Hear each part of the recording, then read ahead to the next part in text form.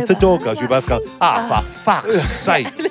It's an affront. Who's knocking? Phone goes, for fuck's Bro was a person. I mean, I tried to make it easy for you. I said, we're doing this because we don't like you. So I tried to. You might do that every morning at 6 a.m. when you were We don't getting like you as much as the other two. So we don't when you go into the... I don't think she should try and ask him to have a reversible vasectomy. I think she should take the scissors and cut it off herself.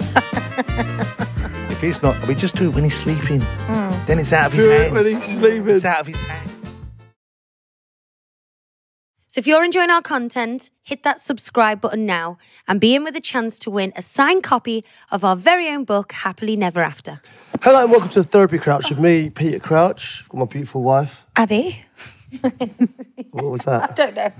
And we've got some glorious guests, Johnathan Ross and Honey Ross. Hi. Thank you for having us. Hello. You know, I wanted to call my daughter Honey. Really? Yes, I'm but my very cousin honoured. nicked it. Had his baby before me and nicked it. But did he know How that was dare your they? plan? Did he actually yeah. steal it? That's really I gave him the idea. That's snaky behaviour. Do you still speak to him?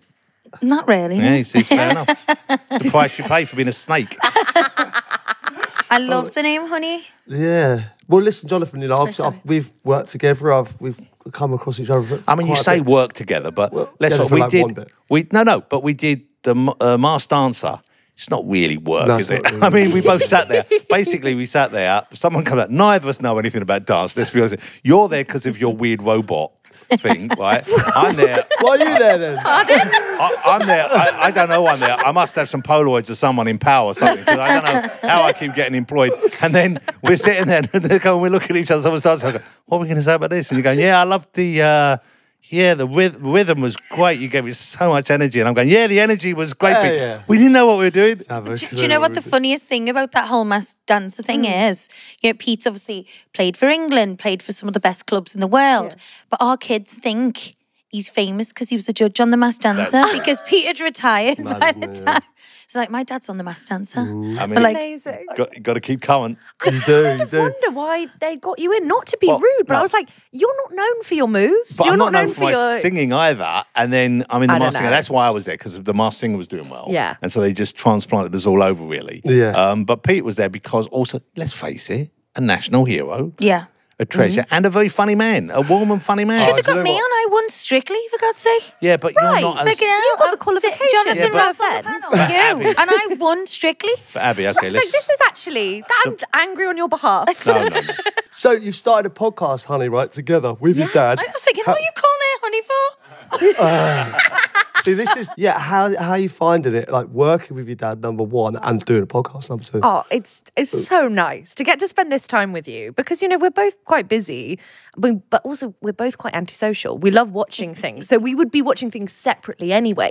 So now to get to spend time watching things together, talking about films, and we just have like basically exactly the same conversations we would be having, you know, off camera, off the record, but on the record. We're probably too honest sometimes. We do sort of roast them a bit too much. We can be quite mean. It's a bit. I'll listen to Jane. My wife, Honey's mum, likes this as the podcast, and she says afterwards, "Oh, you really went in there." And like we don't, because we're very relaxed together, and we start talking like I'm sure, and that's what I get from your podcast as well. Sometimes because you've got a relationship, and then when you're chatting, it comes sometimes. That's part of the appeal of it, is that you're very relaxed and so you are very honest. So you're like kind of basically analysing films and movies, but have you always been into them, like films? Oh, yeah. I was indoctrinated. I never had a choice. Like, you are such a cinephile. I was really raised on that. And that was always like one of our core bonding things was like, you'd be like, I want to show you these films. We're going to sit and do that. I sometimes finish a film with him and then we would just be like, let's just start another one right away. Yeah. Like, we really, that was our kind of special time. And I did, in my TV career, I made various documentaries about filmmakers early on, and then I wrote a film book years ago, and then I became the film critic for the BBC for like 11 years.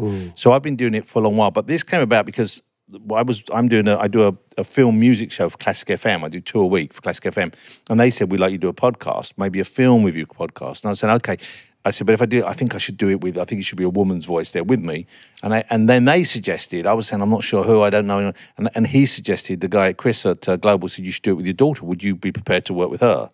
Which the answer was very no, nice. to be honest with you. But, He's also not joking because I'd asked him years ago. I was like, we should do a podcast. And you were like, absolutely not. well, you said we should do a Never. podcast. And I said, look, Okay. I've got nothing against you. But I'm not sure. Well, no, I tell you what it was I wanted to protect you from the charge of nepotism. Yeah. Which would come out anyway. Everyone thinks you're doing it for that. But And it's so, always coming at me anyway. Yeah, like, but what I are you was- going to do about it? But when it came from someone else and he was the person in charge of podcasts, I thought, okay, great. Yeah, I'll definitely give it a go. And even then, you're not 100% certain it'll work but we have such a close relationship. I mean, I'm really lucky. And I'm growing increasingly aware of how lucky I am as I get older, how lucky I am to have Jane in my life and to have 3 children who are just such nice people. Yeah. You know, and I'm always amazed when people talk about their kids sometimes. They say, oh, they were awful teenagers. They weren't awful teenagers. They were good. We never had that kind of grief or that kind of weird where they were mean to us or short-tempered. We didn't have any of that. And so actually... You're lucky. Yeah, we're really lucky. But I think partly we're lucky and also I think just the way they were raised, not so much by me, but by Jane, is she always used to say, choose your battles. So we wouldn't get on their case about small things. You know, it was only if it was something that we really felt we couldn't not intervene that we would do it. So maybe that was it. I don't know. Or maybe we're just lucky. Maybe it's just, you know, you can look at me and see genetically I'm very nearly a perfect specimen. So perhaps that plays a part, Abby. I don't know. But on the flip side of that, what was Johnathan like as a father growing up? Oh, he was the most fun. Like, he was a really loving, warm, wonderful father. Like, really special. Like, I'm just being very earnest. You're an amazing dad. I feel really lucky. And especially, like, as I've grown up and seen that not everybody has that kind of relationship with their dad, I feel really lucky. And I think there was definitely a minute when I was a teenager where we definitely butted heads a bit. When I got into my feminism, I think we slightly were a little bit, but No, I never didn't. badly. Never I never felt that. You know, you see kids are growing and changing, and sometimes like no one is as smart as a 16-year-old. You know what I mean? I And think so it's 13, like actually. 13. So when you get those opinions coming at you like that, you just sort of like you know how to kind of regulate it and say, of course they feel that way because they're finding out who they are and what their place is in the world. So I never thought you were trouble. I don't think I ever felt distanced from you or shut out by you. No, good. that. But I don't recognise myself in that description of me because I don't think. I mean, I tried to be a present father, and I really You loved were. having young kids. But I don't think I was. I'm always wary of talking about parenting in some way because it sounds like you're sort of bigging yourself up a little bit, which I wouldn't want to do. You know, what I know I did do is I did the best I could, and it wasn't always as good as I wanted it to be, but I did the best I could under whatever circumstances. Because we all go But you learn it. Like when you have your first baby, you're do every milestone or every day, you're learning as well. There's no kind of rule book. Yeah. You've And got to just go with what works. And it's terrifying. Well, and it's a isn't it? relationship with a when new you go home person. from hospital with your first child, you can't believe they're letting you go home with Yeah. this living person. You've got to look after them when you clearly don't know what you're doing. No? Yeah, I mean, I had absolutely no idea. Like, you had to kind of teach me, but obviously by the fourth, I knew kind of what I was doing. But the first one, some of the things I was doing, you were like, Oh, it took you No, 4 to get to where you know yeah, you do. basically. And then I was like, you've learnt now, we'll stop. Remember that time when I asked you to put the baby's baby grow on? Sophia, she's a newborn, and he put the baby grow on over the outfit she already had on. And I was like, You didn't say take what everything are you off. doing? What were you, but Pete, why didn't you? You must have seen babies in baby grows. Why did I do that? I don't know. You put it over the existing. I'm one of 4, so I'm the oldest, so I've always grown up with, my sister's 12 years younger than me, so my younger brother and sister, they were like my babies. Yeah, so you looked Well, I after feel like them. the eldest sister as well is always the one who basically steps in and does a bit of the raising Yeah. as well. Yeah, Like, even if definitely. you become a mother in your own right from that Yeah. role. But so I felt it came naturally for me. But you are putting yourself down. You are the most incredible dad, and he does the stuff that I don't like to do, like all the playing and all. I'm like, You don't do your like- homework, do that. No, I love playing with them, but Pete's like, don't do the homework, don't do that. I'm more the So you're more slightly anxious about their futures. You're more Yeah. concerned, whereas you're more like, it's going to be okay. Yeah. Pete's like, fuck science. Let's get the garden. that was long. That was you. That was like you. That is kind of our dynamic at home, me and Jane, isn't it? 100%. It's like mummy's much more like, well, yeah, but what about this? What? And I'm going, yeah, everything's going to be fine. Yeah. Just, it is fine. We haven't got any money. Doesn't matter. It'll be fine. Yeah, everything will be fine. Everything will be fine. That's kind of unhealthy in its own way, of Yeah, course. well, you need a bit of both. You need a bit of both, Yeah, somewhere in the definitely. middle, right? Yeah. We do a thing on here, right, called the Weekly Whines, right, where usually Abby gets something off her chest about me, and then gets another thing off her chest about me, and then another, and then I try and come back with one, and she'll hit me with another one. But do you write them down, Abby? He does. You write them down. do you know what? Right, I write them down in my notes, and I have them, and then I'll say one, and then she says she hasn't got one, but then fires 3 back at me that just come into her head. Because there's obviously a lot to get through for you, Abby. There's a lot. It's a lifetime with Pete of little things which previously you didn't have the chance to air in this way. Talk about Exactly. But to be honest, he's actually not that annoying. He doesn't do that many things wrong. You know, even like when I have friends over for a few days. Yeah, By, like a by sleepover. the third day, you're like, I'm done. Please or go. your friends get... I've never felt that with him. He doesn't annoy me. He doesn't... Just the not listening in general or showing any interest in my life. When you say not listening, but he does show an interest in your life, sure. Of course I do. Of course I do. Does he not? You must. At the end of the day, Peter. At the end of the day, don't you say, Abby, how was your day? Of course. Oh my God. The minute You have never... the minute I walked in here, I'm like, how was this morning? No, you didn't. Did you hear it? Literally. Did you, said, Ross? How was it this Honey, morning? I wasn't in the room because I thought there might be fireworks. But honey, you were in the room. Well, so when Pete walked in, because she's an innocent bystander in this, the look you're giving him there, Abby, you're giving a look like, don't you dare.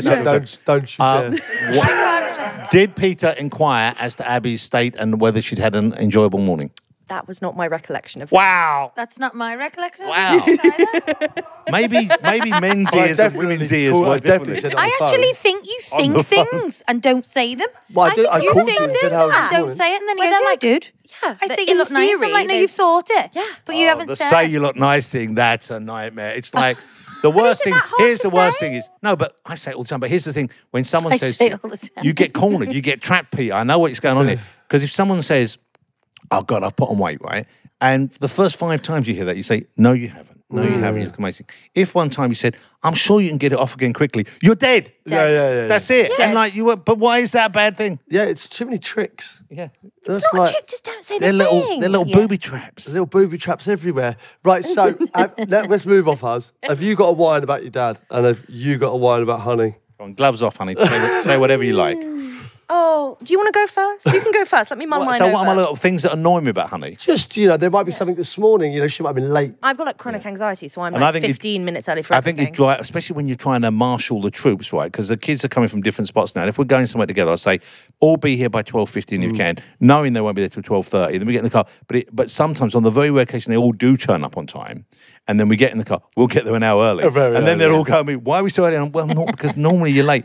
You know what? I'm not saying it's just, there isn't really anything that annoys me about honey. Or your house is a bit messy. You're a bit messy sometimes. I've got You're a bit- ADHD. Yeah, well, you see, but your generation do seem to always have. I've got a diagnosis to cover. They all have some bases. diagnosis All ready, so character you're not flaws. allowed to say anything. Yeah, how dare you? I have people writing into the show saying I've got ADHD. Have Do you ever think been you might? tested Does it for resonate? No, I think so. I mean, can get I'd tested say for it's it. a nice excuse for things. I'm like, if I can't clean the house, I'm like, ADHD, bad day. I've definitely got OCD. That's all I do, clean my house. So Oh, you do leave your that's- junk around though, like sometimes. junk? Yeah, you'll leave and there's like there'll be stuff there. Like when you stayed with us when we had a little breakaway and then we went upstairs to the washing machine, there were a pair of knickers and some socks in there, just abandoned. hadn't even And I'm put it thinking, on. Hadn't even why? put the wash on. Why am I now? I'm an old man. I haven't got long left. Why am I Oh. spending my few remaining hours of picking up your wet knickers and making sure that they get successfully transported back to you? It's so funny. I love the way these ones start. Nothing really annoys me. And then you go, bang, bang, bang. Yeah. Initially, I was like, I really can't think of anything. And I was like, well, now you've said that, actually, you know I've what? got a few bugs I to think bear. this ties into what Abby was saying. That you were saying Pete doesn't annoy you, right? He doesn't annoy you. But when you're asked to say a small thing, it's a small thing. But ultimately, it's not an important thing, is it? No. And that's what this is. That is an important thing to me. I couldn't get if I had to get your knickers out of washing machines. That's an odd phrase, isn't it? Right, but if don't I like had that. to pick up after you for another 20 years, it wouldn't bother me because I love you. Very rarely do you have to pick up after me. My All the well, no, fucking and time. this feeds into my wine, which is There we go. Honey's got one. She's coming back. he's got a real blindness when it comes to his mess versus other people's mess. So he will be. Your if we office looks tidy though. you haven't seen it on a bad day, Abby. It's chaos. Some days, Hey, get out of my carnage in there. office. I can do what I want in there. That's my space. But am I messy? No. You will do this thing where if I've come over and I'll pop like one thing on this, I'll put my bag down. I've just got in, maybe bag and jacket. I'll turn around, gone. Immediately, gone without a trace. Anyone else's objects, he will clear out the way and be like, can we not clutter the side? Can we not just like make a mess? And then we'll proceed to leave all of his stuff, or like comic books and I don't know, receipts But and, that's not and clutter. chaos. That's necessary. You don't items. class it as Seen clutter the because it's comic yours. books. I've seen the comic books. They're If a it's lot. yours, you don't see it as clutter. Yeah, if it's anyone else's, you're like, how dare you? Can I point out one small flaw Sure. in your? We're talking about my house here. So why is my stuff in my house clutter? If my stuff was in your house, I'm 100% behind you on that. Well, that's another thing. That's another thing. You will often bring round a lot of... And now I feel like an ungrateful but you're talking hag. about... Are we talking about gifts Not here? gifts. Sometimes you'll be like, do you want this like big plastic thing I did bring in my round a- house that I I've did cleaned bring out round a from s- my office that I don't want anymore? But I still... That being What is said... the big plastic thing? I Like bought a box or- 1960s kind of like bar unit that was slightly broken, but I repaired it. And it didn't quite go with the aesthetic I had for my office. And I thought, I know who might want this. Honey, maybe in her garden. I said, honey, do you want this thing? To be fair, though, you didn't say you wanted it. It was your flatmate who said, yeah, that would be great. And I think she had always... And admittedly, it does... And your mum tells me not for this. I always say, I might pop this around the harvest. I said, don't fill their house with clutter. But I've got more better. space than you. You have got better. I've got better. But no, you're right. But let's look at the positive side of that. He's a giving person. You are very generous. And another thing stuck out to me there, Johnathan. You repaired it. You're a bit of a handyman. Oh, he's a fixer. No, I He do. will. Yeah. Well, I'm a Lovely. bodger. You know what I mean? I don't really know what I'm doing. I'll fix it. It will sort of work, but you will still see the glue. And don't put anything too heavy on this. Just to advise. Here's a chair. Don't sit on it. I fixed it. right. Okay, there's a couple of wines there. I'm going to get. He's swiftly moved on there because he can't fix. Do you fix Pete? If something broke at home, would you not try and fix it? Absolutely not. Really? Yeah. No. Well, number one, You can do Lego. Abbey wouldn't let me try. Number two, I don't have much confidence in that area. That is true. And that's it really. But you do small things like you would change a fuse. No. Are you joking? You would put up a shelf. You're incredibly... Like, you'll come round and change all my Put light up a bulbs. shelf. Yeah, I don't. If I Not to go around rub the it house, in. if there's something broken in the kid's house, I'll try and fix it. And when I say I'll try and fix it, He gets a I'll builder. employ someone to fix it. Yeah, same.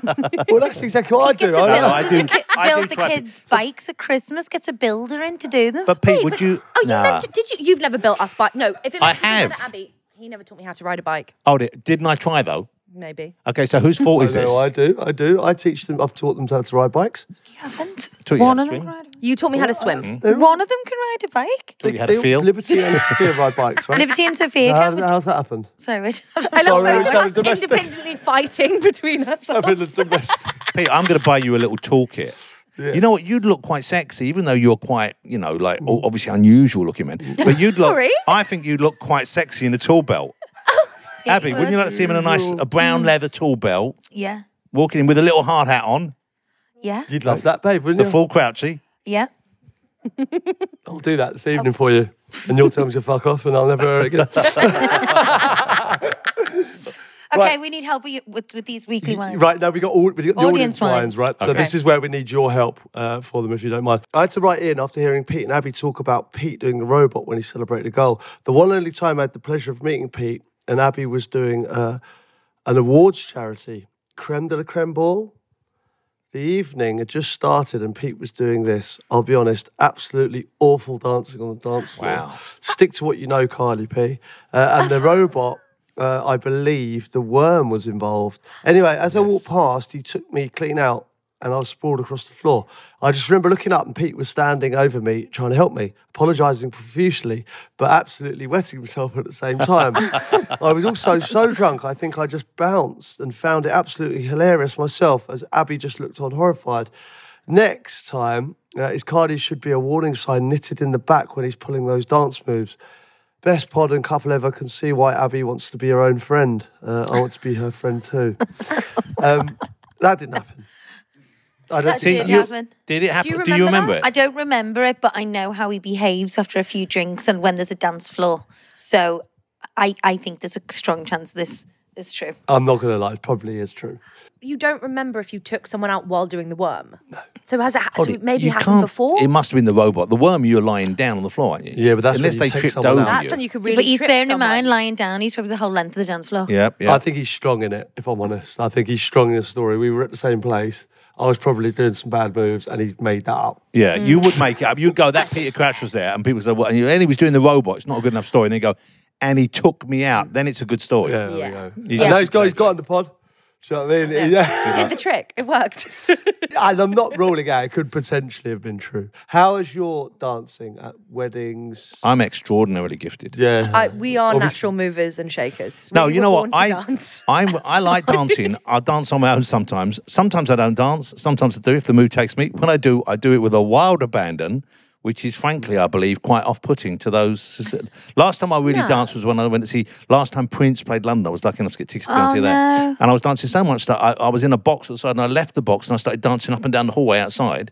Then realised I couldn't see Prince, so I had to go back in and restrain myself. But I did enjoy it. Really? That's lovely. Yes, I was free. I was free. I love to dance. I love do. a little dance at home on my own So in the do mirror. I. It's delightful. It's very liberating. It But is. of all of us here, you're the only genuine, bona fide young person who still goes out places. And so presumably, I've dabbled. is dancing still a thing with the youth? You've dabbled Where'd you in now. go? Where'd you go to dance? That's not like a club where you're getting Grey Goose with a sparkler to the table. Oh, God, Because yeah. that's like my idea of hell. I Where can you can't go do to that. dance? You know, I went to like a house music place the other day, which I don't like house music. I like Taylor Swift, but I still went and and I had a great time. You know, Yeah. I think as long as you like had enough White Claw to drink, and you Oh, I know, love White Claw. I love a seltzer, a sparkling I've seltzer. never Come even on. heard of White Claw. Have you heard of Yeah, White Claw? no, we did. Basically- No, we had it on the way to Isle of Wight. Basically sparkling water with alcohol. So like a hard soda sort of thing It's that you like, get in America. tastes like cherry fizzy water with vodka in so it. you just feel like, psychologically you feel I'm not getting a hangover tomorrow because I've drank like 7 litres of water. so Watered down. hydrated. Yeah.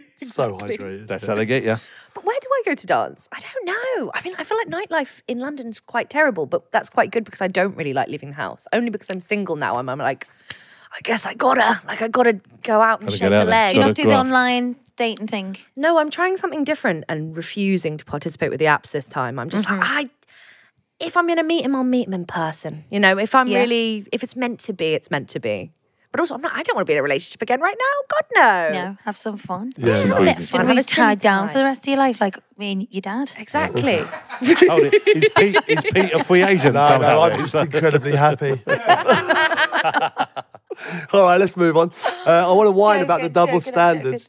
I want to whine about the double standards going on in our house. Oh, yeah. Our next door neighbours are getting some work done at the moment, and I'm forced to listen to my wife and her best friend swoon over them over the phone every night. They are easy on the eye, though, aren't they? I do love a handyman. Are the types of shouts I'm hearing every night, and I've had enough. Can you imagine if I rang the lads to have a catch up about how fit Jane from HR is? The murder that would go on in the house. That is so Sorry, true. I don't understand. So there's workmen next door, and Oh, they're yeah. peeking out, and they're all discussing the. So the mum and the daughters are perving off the workmen. Yeah, but they're on the phone. She's on the phone to her friends going, you wouldn't believe the fella's working on the house next door. I don't think that's right. That's not right. That's Well, That is a disrespectful. double standard, for Well, sure. Imagine if I said, right, you know... I wouldn't do it in front of you. You imagine like... That's it, isn't it? 100%. But That is that's it. That's good enough. That's it. Because then you're showing some degree of respect. You're saying, I know he doesn't want to hear this. I still have this internal monologue going on, but I'm not going to expose it in front of Peter because it would be wrong. But Yeah. I think you should be aware of that. If your partner can hear it, then you shouldn't be saying No, it. probably Totally. not. Can you imagine if I just said to the boys now, I said, Johnny, Jack, get up here. Deborah's sunbathing again. I'd actually be heartbroken. Ross, coming over here. Your auntie's got her tits out. Tell her to be put them away, heartbroken. please. She's got her babs out again. Get up here. No, I would be I can see traumatised. Grandpa's balls from the upstairs window. It's not right, and it's double standards. But I think it's a funny thing as you get when you get older, it's almost acceptable to more acceptable to comment on good-looking people who are younger than you. Well, I've noticed you started that doing makes sense because the way old nan, my nan used to try and if she'd meet someone for the first time, try and kiss them on the lips with a big moustache, I've and had they'd be so many horrified. I love you get bolder with You get age, I guess. bolder. Where you're like, might as well just shoot my But shot. isn't it weird though? But there's sort of a double standard here because I think it's kind of is socially acceptable for women to do that, but if a man's doing you'd then be in trouble. understandably, You're it's straight wrong. to jail. If you were saying, "Oh, that 17-year-old looks amazing," people would say, "Oh, stop." Yeah. You But know, it doesn't stop them from doing it. I've definitely It certainly doesn't I've stop heard them old men thinking do that. it, but I think it stops them from doing it. Hopefully, it stops them. Yeah, definitely. There's slight double standards there. I had What- the school mums yesterday. She was like, I was listening to the conversation. It's so funny. So it's going from getting the kitchen done. How's the kitchen? Oh, it's coming on great. They're just doing. Oh, but you should see the guy who's putting the tiles in. He's so fit. He's like big, like almost like them Harley Davidson guy, big body, muscle, but he wears skinny jeans. The other one's like, oh my god, no, I can't wear skinny jeans. Is this all happening at the school And games? then the other one's like, why didn't you just tell him to take the skinny jeans off or like not wear them? Scandalous. And I'm listening All to goes this, on like, at the school cracking gates. up. School Look at the gates. Do you watch And Just Like That? There's a whole storyline on it, And Just Like That, about all of the mums. You know, the Just follow-up Like to That, Sex and the City. Cannot. Oh, not I've like- really. I mean, look, you don't have to do it. It was too PC for me, that. I didn't like It's it. very PC. But there's a whole storyline of like all the mums at school hitting on like flirting with like a teenage boy, like a 15-year-old boy. And it really is quite was unsettling quite to watch. Of them uncomfortable all being viewing. like, who is that? And you're like, wait, if Yeah. this was a teenage girl, we'd Oh, they'd be... be in arms. Oh, We'd be living. 100%. Yeah, it's true. 100%. What's your relationship? Are you jealous types? You and Jack? What, me and Jane? I don't think so, no. I think we're not jealous types, but also we're not people who go around saying, "Oh, I fancy this Yeah. builder." You get know what I one. mean? So it's like we don't. I don't think. No, there's not jealousy, but there is. There's respect there, so you wouldn't get jealous because she wouldn't put you in that position. You wouldn't put her in that position. Yeah, I Yeah. guess so. And also, you know what? I trust her. And she trusts me, so it wouldn't be. I think jealousy sometimes comes out of, I'm sure, a number of different places. Sometimes it's insecurity.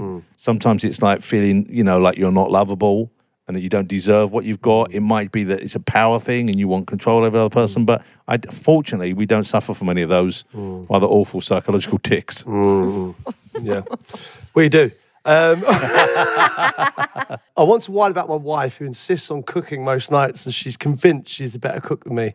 She really isn't. We just have different tastes in food, but she is the world's messiest cook. Every kitchen utensil, condiment, pot, pan, you name it, gets used and left out for Muggins over here to clean it all back up after she's absolutely stuffed and just wants to keep on the couch. I am a good cook, but I also try to keep clean as I go along out of respect. So, Holly, what's that? Is that a question about keeping the kitchen clean, or is it So about... his what's wife thinks that she's the better cook. Right. And when she does cook, it's like chaos in the, Okay. in the kitchen. That's like you and Well, no, mine. here's the thing. So, but I'm very happy to admit Jane is a much better cook than me. She's an amazing. She's an You're amazing both cook. Very good. I'm though. a You I'm a are pretty good cook, but she's an amazing cook. However, when we cook, when I finish, it's as though no one has cooked. And Oh, yet, gosh, there's- really? Pristine. I clean up as I go the whole Crazy. time. So every time I open something, if I've opened like vegetable, it goes in the bin. When I chop up the vegetable, immediately, when I'm cooking it, I clean up the mess. When I've finished with one pan, if I finish a pan, I'll rinse that in the sink before I move on to the next thing. My so God. afterwards, it will... Jane, it looks like someone has lobbed a grenade into IKEA.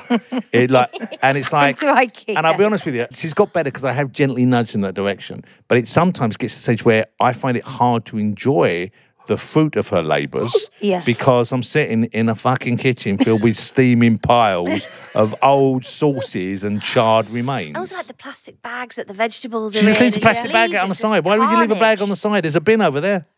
Creative people are messier. Yeah. Absolute truth. bullshit. Honestly, No, it's a thing. it's the truth. Bullshit. It's the truth. It's a thing. Bullshit. I'm actually tidy pizza mess. So, Am so I? that, Yeah. Is that just in life, or is that in the No, kitchen? in the kitchen, but you don't cook. But you're probably more creative than Pete, right? You're grovelling now to No, the prickly no. comments, aren't you? I've seen you cook because we did Bake Off together, right? And Pete's already acknowledged he's essentially useless around the house. Well, she's more Can't creative. even put together a bite with together. cooking. But he's messy. He's messy, yeah. But you're creative in the kitchen, right? Not really. I'm okay. Okay, so it's microwave. I would like... No. I don't really like using my microwave. Ping. No. Dinner at the Crouches. Ping. It's ready.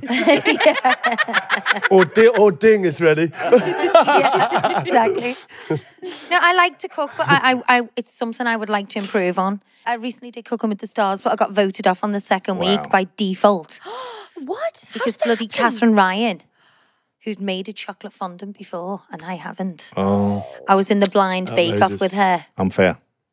and I got voted out. But Taken down by Ryan. I know. Brutal. Brutal. But I just wanted to learn from the Michelin star chef. Would you like to go on like a nice, you can go on holidays, couple size if you want, where you have, it's a cookery course. I'd love that. They do it like, you can go to the south of France. I would And love. they'll do like a pastry course or like a chicken course. You can do all that. You should go on one of those. You'd have a lovely time. You should. And I think they do. You should do that, he's I think saying. they accommodate kids as well. So you can That take would the be kids. that would be good. You can do that. Yeah, you can just go on like a course of like. We should go together. I'd love that, Be a nice Pete. thing to do. Come back with a skill rather than just Hangover. a hangover. Just a hangover and an extra £7. Yeah, exactly. That would be nice. Have you ever done the Club Med type holidays with the kids? No. We went on one once. The kids all hated it. I tried to run away. One of them I ran tried away. to One of run them away escaped. from Yeah. my little day camp that they put me in. Yeah, we went back to They collect called her. me I halfway said, down the road. "Where's Honey?" They went, "Are you collected?" I went, "No, we didn't. We're both here." They went, or someone did. I left it. Don't my fucking God. tell us that. And she just escaped. I was like 4 years old. I was like, Are they I in don't belong France? here. I was That was in on the I highway. think that was in Italy somewhere. And the awful thing was though, Jane and I were on one of those weird diets, a bit like Atkins, where you don't eat, where you're not meant to eat carbs. So we were on this one where it said you can eat anything you want for 1 hour, right? So you could not eat carbs all day. But so the hour you meant, but what it meant was you could eat a little bit of something that hour. We interpreted as that hour was the goal. So Binge. basically, Full we hammer. stocked up. We ate, and then we sat by the dessert table, and I took over almost like a whole tube of masou from this buffet. And when I went. It started, and we just ate solid for an hour. And the weird thing was that they didn't weirdest have a big diet. enough room for us, so we had adjoining rooms with the kids, right? And there was a balcony, and there was a gap in this barrier in the balcony that I could, at the beginning of the holiday, I could squeeze through to get the kids' room. Literally, on the last day, I squeezed through, I got stuck. I got wedged, right? I'm wearing swimming trunks, way. a bare belly, and I had to shout down to people. I said, "Can you get someone to come and help me?" And I had to send a bloke to pull me out. Oh my God. It's got nothing to do with cooking, but I thought you'd enjoy that image. Oh, that is. What's it like? Obviously, like you've been. How long have you been in? Like, what I don't even know what to call it. This world. Showbiz? I know. That's the word I didn't want to say. It's my 95th anniversary. No, I've been doing television in front of the camera since 1987. So what's that? It's coming 87, 97. What's you, isn't it? That's 38. 38. So it's coming up for 40 years. But what's more remarkable is you've been married that But- whole time as well. Well, most of that time, 35 years, I think, because we met. Yeah, we met when I was doing my first series on TV in 87. That's when I met Jane and started going out with her. And then we then got married the next summer. So we got married in August 88. Oh. Well, that's absolutely amazing. Like, obviously, we talk about relationships. We call this the therapy crouch. We haven't helped many people yet, but We give conflicting advice. yeah. But obviously, Constantly. you are, I suppose, someone who can actually give advice. Like you've been there, done. You've been. Pete, I wish I could. So I long. cannot give anyone any advice. And you know why? Because I don't think anyone. I mean, I know there are professionals you go to. Like if someone's having marital problems, sure, go to marriage counselling. That's useful, if only because it makes you both sit and talk and be honest about it. Because one of the things I have, which I think a lot of men have, and is I don't really like talking about things that are emotional or important in that way. I'd much rather, like we were saying about being breezy, I go, yeah, all right, no, I'm fine. It's all good. And so that's useful. But I'm wary of giving advice because I don't think any two relationships are the same. They're not. And like you don't really know what other people are going through. You don't know what they want or what they need. You don't know what they're like with each other when you're not around. You know, the only thing I do know is if you want to stay together, then if both of you want to stay together, you'll stay together. Yeah. And if one of you doesn't, then it's not going to work. You know, and if both of you don't, obviously it's not going to work. Yeah. But that's kind of all I've learned, which is like we're together because even, you know, when we've had like ups and downs or whatever, we love each other and we want to stay together and we kind of need to stay together. And that's what it is.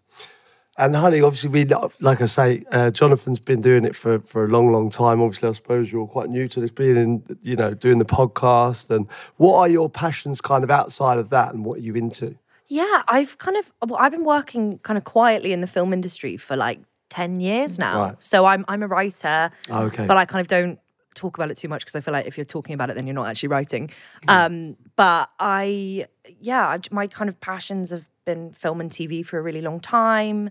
I did a podcast about body image like a couple of years ago, which I'm really proud of. It's called The Body Protest. And like, I used to do a lot more activism in my early 20s. And then, you know, I got very jaded by everything. But, you know, I I've just been kind of doing my best, I guess. I've just been trying. But Honey's scripts, I mean, I've read a few of them. I mean, you know, she'd sold scripts she's worked for a couple of the major studios. She was commissioning scripts, which were both amazing. Thank you. And the script for the project that was, we can't really talk about it, can we? But it was with one big company. I'll be sued. And then they decided to go with it, but another big company's bought it, and Honey's working at the moment. And I read the first script for that series you were writing, the original one.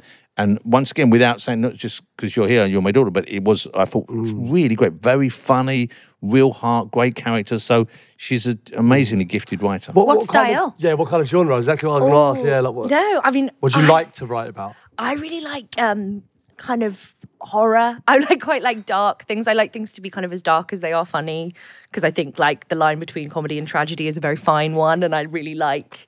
Saltburny vibes, or Yeah, why not a little bit of Saltburn? But I like horror. Like a horror? Like like gore and guts and horrible stuff. I'm kind of into that. Okay. So, but I'll do anything. You know, I'm like, I worked on a rom-com for a while. I've done a couple of things. I've been really fortunate in the industry, and I've also really kind of felt the need to prove myself, of course, because of course, everybody's like, you're a Nepo baby. So I'm like, I really have to put a shift in and actually be good at what I'm doing, or else everyone will hate me. So yeah. Are you conscious of that? Like, obviously, growing up, but we said you've been in the industry almost 40 years, right? In front of the camera, Yeah. like, are you conscious of, like, you feel like you have to work extra hard? Well, I've been in the public eye my whole life without opting into that. I was born into that. So, you know, we've spoken about this before of like, you know, like being chased by paparazzi or strange kind of very unrelatable things that most people are like, what are you talking about? It's but your it was norm. a core thing for me of like, okay, I grew up with that. It's made me understand how it all works and operates. And I think it set me up in a better position to kind of start working in this industry and understanding, you know, the highs and the lows of it and the kind of real pitfalls that come with it. And there are many. But, you know, I really love film and TV. Like, it's like my greatest love, which is why it's such a privilege to get to Did you write read as a it. child? Oh, God, yeah. Oh, my God. But it's interesting, your story about where you can, because, of course, for a while you struggled with reading, of course. Well, I'm really severely dyslexic and dyscalculic and dyspraxic. I mean, the list goes on. But I went to a kind of special needs school when I was a kid. I couldn't read or write, and because girls are kind of better at masking it, I'd hid that until about year 3. I couldn't read or write. I was just really good at pretending. And so I went to this school that absolutely changed my life. It was really difficult, but it was... I mean, thank God I could, because I can read and write and everything, you know, it's Well, great. now that's how you make your living. That's how but I it make a was living. heartbreaking for us, I remember, because she was going to a school that we chose a school because it was where Jane went to school. And it was very kind of relaxed school. The teachers were called by their first name, Very and it was like no hippie-dippy. uniform. You know, very, very about relationships, and this is what benefits a lot of children with those kind of conditions, is to a very regimented school, very strict school, very focused. Started early in the other school, and it was right on the other side of London. So we would have to get Honey up every day at like 6:30, and one of us would drive her across town while the others were still in bed. You know, and because there seemed to be many more boys who were diagnosed with dyslexia and dyspraxia than girls, so I was the only girl in my year. She was the only girl in a class full of boys who, let's face it, were kind of like so slightly tough. challenging classmates. It was rough. Like, for a while, it was very rough. And when you're a kid, you don't fully understand, you know, the greater good, you know, of why you're doing something hard to get to the other side and grow as a person. I mean, I tried to make it easy for you. I said, we're doing this because we don't like you. So I tried to... You told me that every morning at 6 a.m. when you were We getting don't me up. like you as much We as were the like, other we two. hate you. So we don't want you going to the good school. It's so funny. So in your podcast, right, Real Talk, how do you decide the films? Like, are they ones you go, because I suppose you like the same things anyway, you should watch this, Dad, and then we'll do that on the podcast. I mean, I think both of us are prepared to watch anything. Unfortunately, for better or for worse, we will watch the worst of the worst and the best of the best. Like, we will do it all. But I think our tastes diverge in quite an interesting way. Of like, I really like kind of emotional, grovelly films, and you really like films with men hitting people. I do like men. I like men. I'm thinking The Holiday and Jackie Chan. I do like Jackie Chan. I do like... love it, but I here's the actually thing don't is, love The Holiday. I know that's But controversial. Abby, I know. I'm sorry. I love The Holiday. I love I it. love The You Holiday. love The Holiday. I Isn't love number 2 rom-coms. coming out? I love I will rom-coms. watch it. Okay, I'll watch the second one. Go I'll tell on. you a film I'll watch again and I again. fancy Jack Black more than Jude, though. 100%. That's the right 100%. take. He's Sensible, gorgeous, sensible. isn't he? Jack, he's got the charisma. But I love do you like You've Got Mail?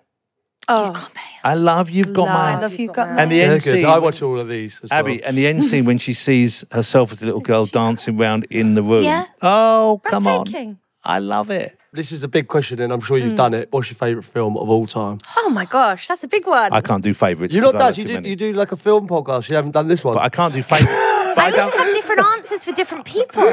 Peter, now I'm reappraising my appraisal to you. Now I realise that what I'm looking at is the mature one and the child. Yeah, exactly Because only a child has favourites. That I could tell you, get back in a good book. Pete, I could tell you 100 favourite films. I love True Romance. Yeah. Oh, great choice. Oh, I love that film. Not my favourite of Tarantino's scripts, but a good film. I don't love Tarantino. But he wrote that. I know, but I don't love him in general. I like No, I some- don't love well, his foot but loving come on. vibes. I mean, come on. shouldn't say- Pulp Fiction. It's No, up you there. don't like That's Pulp a great Fiction? film. I love Pulp Fiction. Gladiator's my favourite. Gladiator, yeah. They got a new one coming out, haven't they, as well? I'm kind of dreading Yeah, it. with I Paul am. Mescal. I'm kind of dreading it because the first one was so good. Was good. But I like. Do you like the Bourne Identity films? Yes. Of course you do. That's what your favourite. What about Why? Departed? Well, I love it. Departed. Departed's great. Departure, like, it's a bit long. It's based on the Hong Kong original. Is better. Really? Yeah, Infernal Affairs is better. I love I'll send it over. Do you still have a DVD player? I do. I'll send it over. Of course you do. I actually do. Do you use a SCART lead at all on your house? Well, you know what I do? I've got all old technology. I've got a Laserdisc player.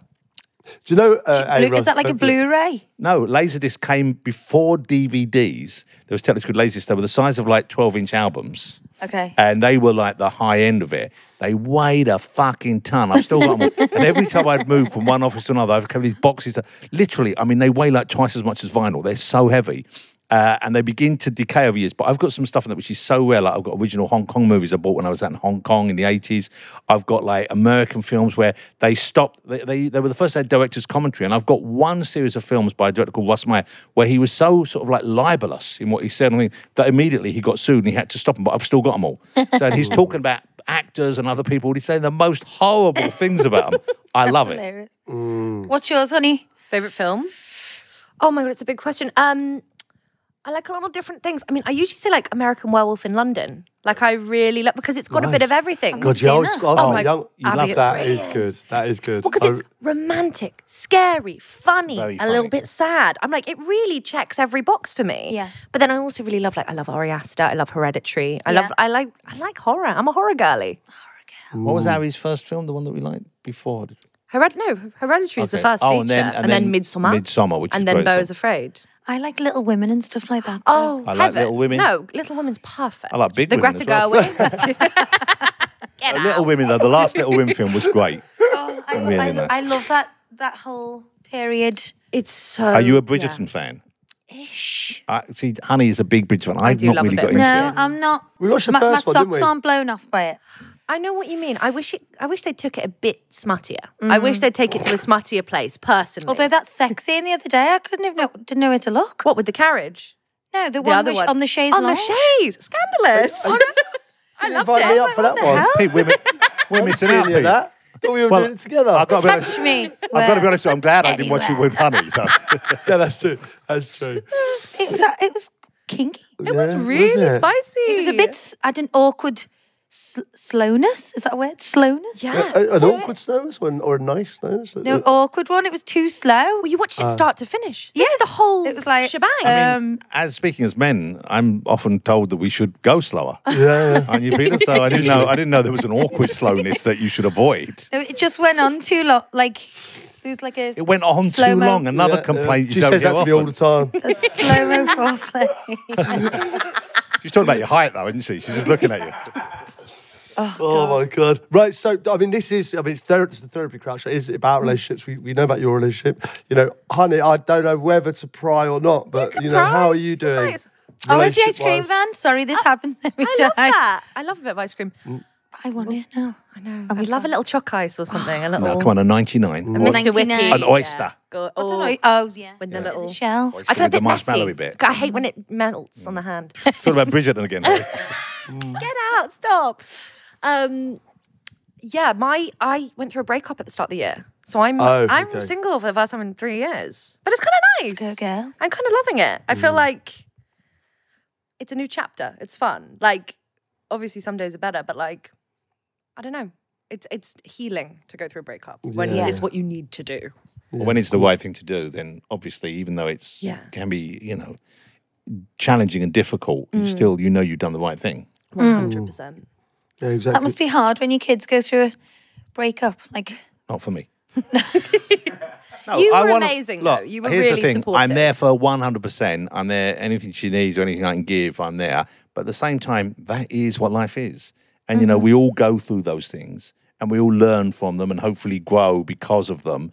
And so when I see something happening which I know is making your life difficult, sometimes I think, well, okay, you know, I know that you're going to come out of this stronger and better and happier. And so, you know, I'll look on the positive side of it like that. Sure, but I hate seeing Honey upset in any way. Of course you do, you know, your children. I don't like seeing anyone, even strangers, I don't like seeing upset, but particularly not your children. But I usually think on the other side of discomfort is growth. You know what I mean? Like, it's like growing pains when you're a kid. It's like, because your 100%. bones are stretching and you're changing. I think going through an emotional, painful thing on the other side of that is a better version of yourself, a longer version of yourself. But it is interesting because I think you going through your breakup, I think your mum almost goes on the same emotional journey with you. Yeah. And I She's wish she feeling it in wouldn't. the same way. like which I'm E.T. not. and Elliot. Yeah. She It's feels like it so They're deeply. linked, and it's like We're if anything, psychically connected. me she's and my probably mum. more upset than you are. In fact, I think so. I really think so. So what do you think about movies today? Because I think the movies I watched when I was a kid are so much better than they are now. What were your favourite ones when you were young?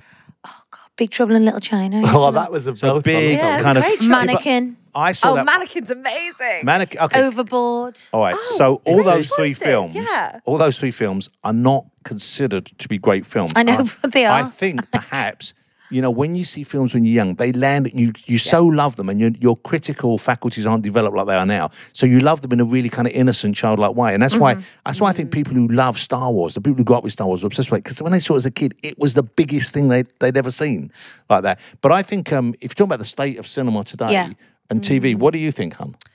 I think it's a bit of a mess. And like, I love it. I'm part of it. But it's also streamers changed the landscape completely. Yeah, I was going to ask that, yeah. Yeah. Well, because I think like now it's very hard to differentiate. Like, I don't know, the big blockbusters can come kind of out of nowhere. It doesn't have to go to the cinema. It's not a great time, I think, for the industry. I mean, there were the strikes last year that really messed everything up. There was like a mass exodus from the industry. So many people left. But the knock-on effect of that, because even my sister does, you know, the hair on movies and stuff. Like, she was unemployed for such a My long mate, time, one of my 'cause- best mates, is a lighting technician as well. Like, that does all the lighting on films and stuff, sets and things, and same thing. It was a bad time. I think the weird thing is, I think because there's more of everything, then there are more bad films and bad TV, but there's also more good stuff. Yeah. And I think it's just cherry picking it all. But I think it's the healthiest it's ever been. You know, you think of some of the TV shows we've seen, which is, and we'll all have favourites, but Succession that we adore. Oh, that's Yes, you know, fabulous. series. Well, you think about it, yeah. that was a masterpiece. And the first series of Game of Thrones, the first run of Game of Thrones, not the new ones, which is terrible, but the first ones, which were amazing. Unbelievable, And you think, and so you think we were lucky enough to have them, but we kind of took it for granted because we're used to having so much more content. When I was a kid growing up, which is long before all of you, there would be like one or maybe two movies released a week. And you didn't even get many films on TV. There were only 2 channels on TV. So the amount of TV. So I grew up in a period of it was a drought really for like the first 20 years of my life. So I just can't believe my luck. There's so much great stuff out there. So I'm perfectly happy. But of course I don't work in it in the way that you do. Yeah. So something like the strike or something like the way changes that might be happening like AI, it's not going to land on me in the way it does on you. Something I find absolutely terrifying is you can watch a show that means the world to you now. You can find a show and be like, this is my favourite thing that's on TV. And you mention it to a friend and they're like, I've never heard of that. I don't even have access to that true, streaming yeah. platform. I haven't You got know, that one. There's so much mud being thrown at the wall. Yeah. And a lot of it's good mud. Some of it's sticking, but you might never see it. Do you know what I mean? It's like, I find that absolutely terrifying of, like when you find something great, you're like, I found a hidden gem. Like, you know, Succession... Well, like it Girls was 5 perfect. Ever. Girls 5 Ever, nobody's watching. We found this show no, love about this called show. Girls 5 Ever. It's a comedy show on Netflix, and it's made by the people who made 30 Rock. It's about an old girls band who get back together. It's an American thing. Really quite, surreal humour. We adored it. Been 5 series. Next to no one else has watched No it. one's talking Give it a about go. You might love And it. like Hacks, have you heard of Hacks? No. It's Hacks is perfect. amazing. It's brilliant. What's that thing I was getting stick for never seeing?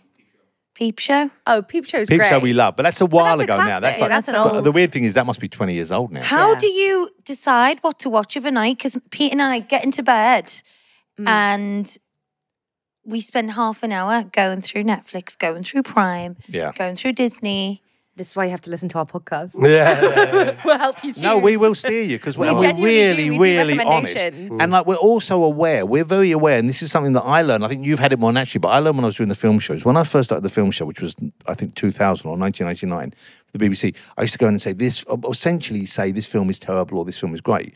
And over the years I realized, oh, hold on, they're not terrible or great. Well, they're not necessarily for me. Yeah. Not your and cup so of you tea. learn to kind of be a little bit more circumspect and say, okay, if you like this kind of thing, then this is a really good example of it, even though it doesn't work for me. Yeah. So we try and be kind of like be kind of balanced, I guess. Yeah, well, also going, just because it hasn't spoken to one of us, it's not to say it's bad. Nothing's inherently bad. And also, like, working in the film industry, one thing you learn is everything takes so much work on every single step of the process, like hair and makeup, lighting, like the size of crews. Everybody has put in so much time and love. And you're like, you don't want to fully shit on something. Even if it's bad. No 'cause one you're sets out to make a bad film. No, everybody's or bad just TV show. doing their best for the love of the art form. And you're like, it's hard. And it's weird also because sometimes a film will come out which will be popular, a lot of people will love it, but it just doesn't work for you. And you do have to kind of factor that in. Yeah. And just say, look, the comedy in particular is so kind of personal. Totally. And like someone will love one kind of humour, but it just won't work for you and you can't understand why they love it. And yet they do. And no one's right or wrong there. Right, guys, if you like our podcast and love the Therapy Crouch, please subscribe because it really does help and it keeps Russ in employment. It's the Agony Abs, if you don't mind. And this is obviously where we really do help people. So when you leave here today, you will feel great about yourself because you will have helped so many people. That'll make a nice change. We in my feel life. like that all the time. Yeah.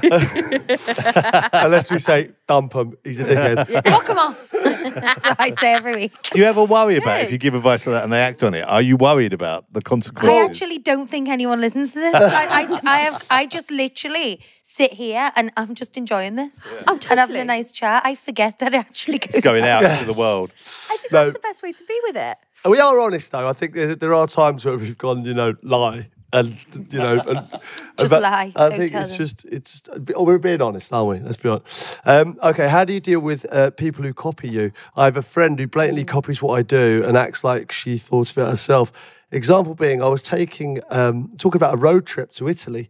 A few weeks later, she booked this trip to Italy for a road trip. I passed my driving test, which I'd booked 2 months before doing it. So I mentioned it as a passing comment. Once I'd passed, she felt this great urgency to pass her test and buy a car as well. I started to cut my boyfriend's hair to save money. She started to cut her boyfriend's hair to save money.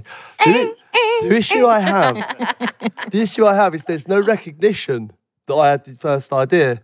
She explains what she's doing, like I don't give her the same reasoning before. It led to me hiding what I'm doing. Yes. I booked a trip to go abroad and didn't tell her. My boyfriend pestered me to tell her, so I did. The next thing, she's searching for holidays. It makes me feel like I'm in competition.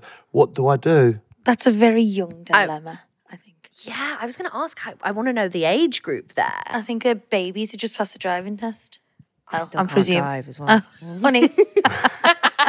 But you're living in London, you don't need to, really. No. Thanks, Dad. True. That would be very off-putting for me if a friend was doing that. Because also you're kind of like, It's a bit my weird. thing. It's a bit weird, isn't it? Yeah. I'd get a new friend. I was going to say, yeah. I mean, that doesn't sound like a friend you want to keep, does it? No. That's the type of thing we stay on here. You know what? But you know what, though? good. Have you... I think, honestly, get rid. But has that person... This is what your first step is. Sit down with them and saying, I need to talk to you about something.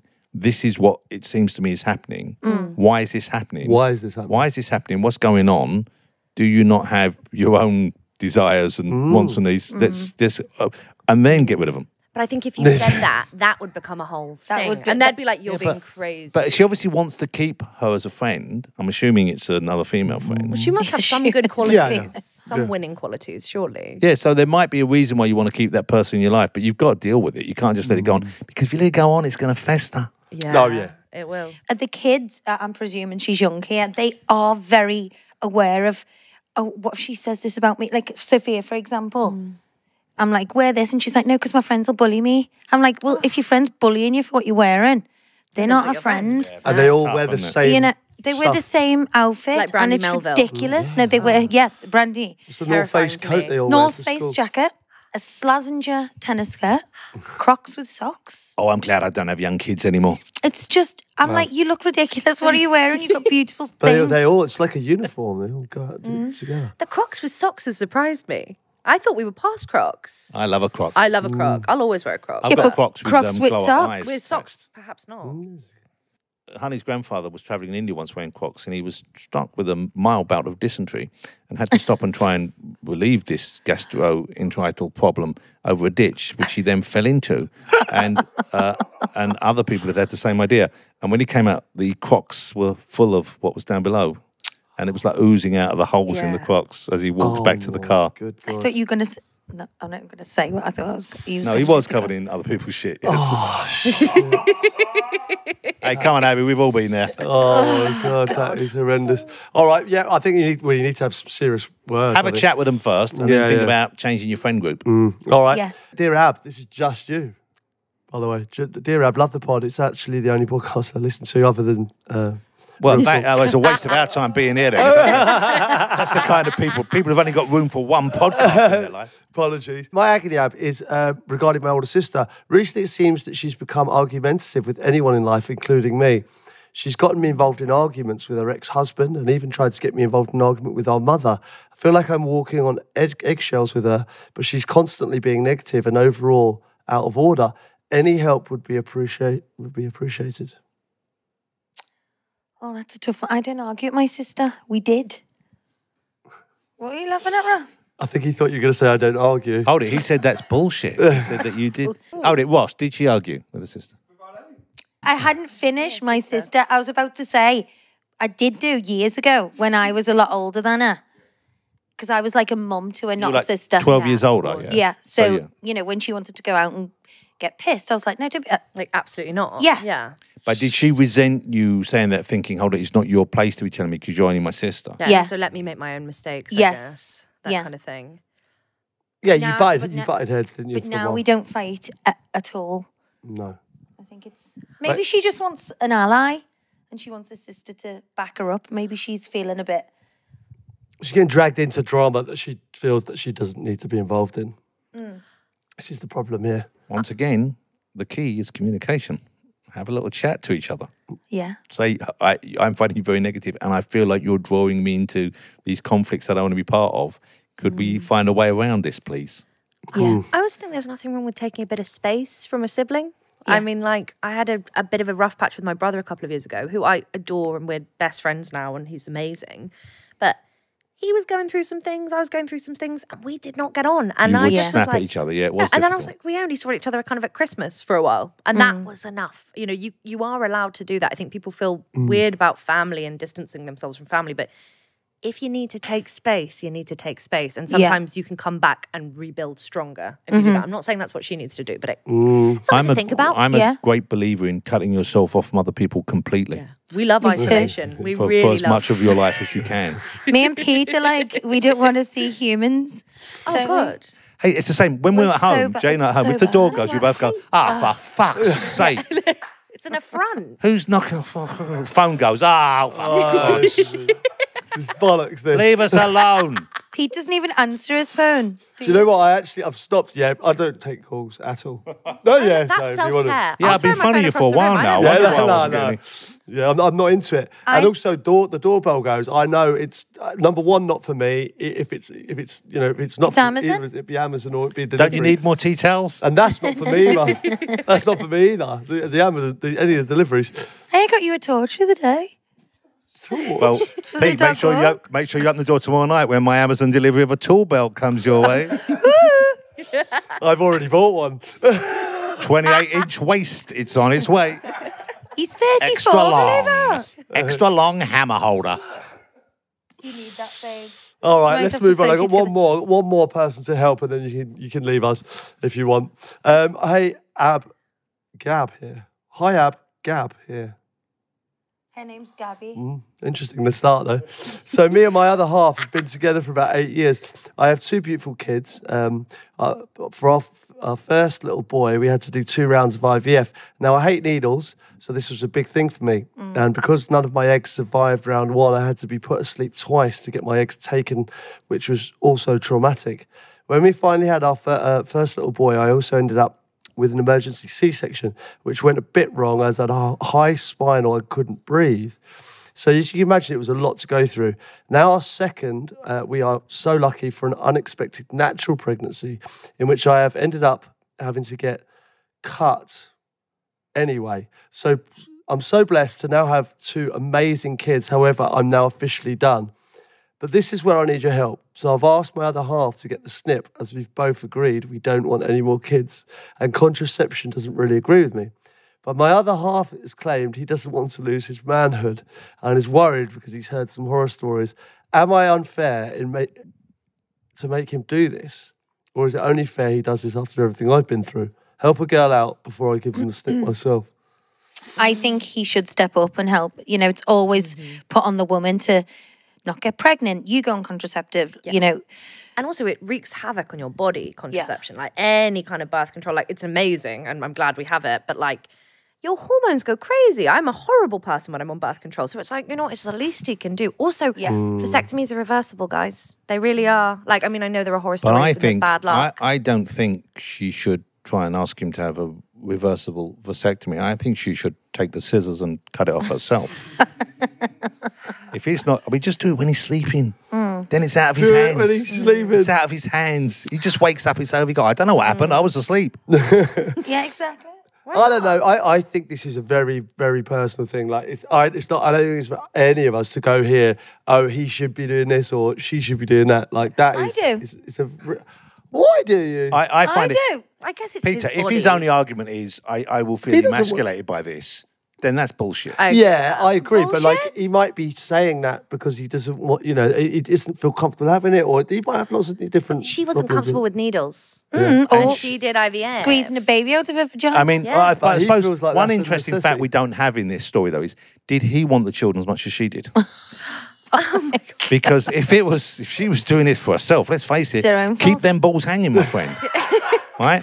But if, as I suspect is the case, I'm on Gabby's side in this, I've got to say this, I think he needs to stop being a baby about it and listen to her demands, and not demands, but her requirements, and consider it and do it. Well, let's be honest. It doesn't take your manhood away. So if that is the reason why, then it's not a valid reason. It's bullshit. Unfortunately, it doesn't take the manhood away. All right. Hold it. Did you write into this yourself? Was this a kind of? Was this? That's most why it of was these are Ab Ab. Gab. She said, Gab. "What name can I give myself? I'm not Ab Gab." There you go. That's close. Exactly. Gabby, yeah. Gabby, was it you? Yeah. Gabby Pouch. You do it for... I'll do it for you. Right. It's been an absolute pleasure having you on. It really has been. Thank you for having us on. Thank you for having good luck with it. And us. listen, you will be successes in whatever you do. You know, honey, especially. that's so nice. Because Wow. you've done. Hold on. Wow, that was a backhanded. Yeah, because you've done lots of. Hold it. So You're you're done. saying I'm You're over? finished. You're No, saying you're I'm not finished? over. It's like, I mean, I like to think I've got one more summer left, Pete. What have you got? What are you doing? Have you got more? Well, apparently not very much, No, according to the pundits in the room. Now I'm still doing the talk show. That's coming back next year. I'm doing Masked Singer again this year. I might be doing a reality type thing if I can get all the dates to work, which is quite a fun thing. For The jungle? Then. No, not the jungle. I wouldn't go in the jungle. I don't think. I wouldn't want to eat that stuff, and I'd just get bored. I could do the eating. You could do the bush tucker trial. Yeah, I just couldn't do like in a coffin full of rats. Or... Oh, I could do I don't that. want, like, I could do the spiders eating. crawling on me. I tell you what, I wouldn't like on that, the height thing when they make you walk out of that thing in the beginning. But I just don't think it would be a fun thing to do. When you get older, you do have to factor in, you know, what do I actually want to do with my time? In your one life, Yeah. I'm like, I don't want to do anything I don't like. Hold on, one life. I'm coming back, baby. And honey, anything in the pipeline for you? You got the podcast, and obviously, like you enjoy doing that. What else am I doing? Well, there's a big thing you might be doing at the end of the year. I know you're at contract stage, which you can't really talk about, but there's a big film you might be writing for the end of the at the end of the year. But I legally cannot say anything, but I'm hoping. I'm very lucky to get to work with my dad. I'm hoping I get to work more with my mum. I like, you know, slightly enmeshed with my parents, but there's nothing wrong with that. No. But I'm honey, we feel the hoping to same do way. more We of both that. think we hope we get to work more with you. So That's so nice. Well, I'm very lucky to. All You know, right. you remind me of you remind me of Kate Winslet so much. Has anyone ever said that to you? Happy. Oh, I'm gonna cry. I said, who said that? Even though you I've got it a talk? few times, but I'm like, I can't let it get to my head. That's so nice. That is true. Yeah, you do. I'll be insufferable. Just like the voice as well. And Abby, don't hold back. Who do I remind you of? Timothy Chalamet. I love Timothy Chalamet. Yeah. Timothy Okay. I'll take it. Chalamet. I'll take it. Timothy I love Chalamet. Fine. Timothy Chalamet. Fine. If Very that's what you Timmy. want, if that's what you think I look like, fine. Very Timmy. Mallet.